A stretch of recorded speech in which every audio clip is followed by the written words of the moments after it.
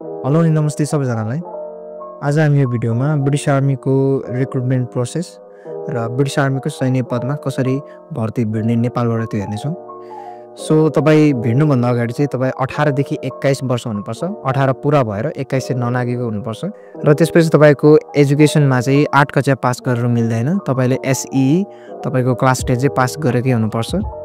र त्यसपछि फिजिकल रिक्वायरमेन्टमा तपाईँको हाइट भनेको 5 फिट 2.5 इन्ची, तपाईँको वेट भनेको बिएमआई भनेको 17 देखि 30 हुनुपर्छ। र तपाईँले आँखामा चस्मा लाउने, कन्ट्याक्ट लेन्स लाउने, लेजर सर्जरी गर्ने त्यो कुनै नि गर्नु हुँदैन, मिल्दैन त्यस्तो गएको छ भने चाहिँ।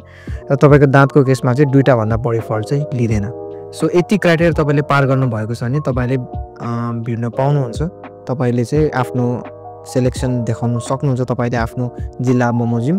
र तपाईँले जानकारी दिनुपर्दा चाहिँ हाम्रो पूर्वको सेलेक्सन भनेको पहिलो चरण चाहिँ धरानमा हुने हो।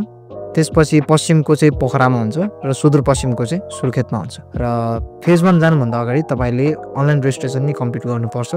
सो त्यो अनलाइन रेजिस्ट्रेसन कम्प्लिट गरिसकेपछि मात्र तपाईँले फेज 1 को लागि डेट पाउनुहुन्छ। अनि त्यो आइसकेपछि तपाईँले फेज 1 चाहिँ तपाईँको जिल्ला कता परेको छ त्यो अनुसार नै तपाईँले त्यसको रेस्पेक्टिभ क्याम्पमा चाहिँ जानुपर्छ।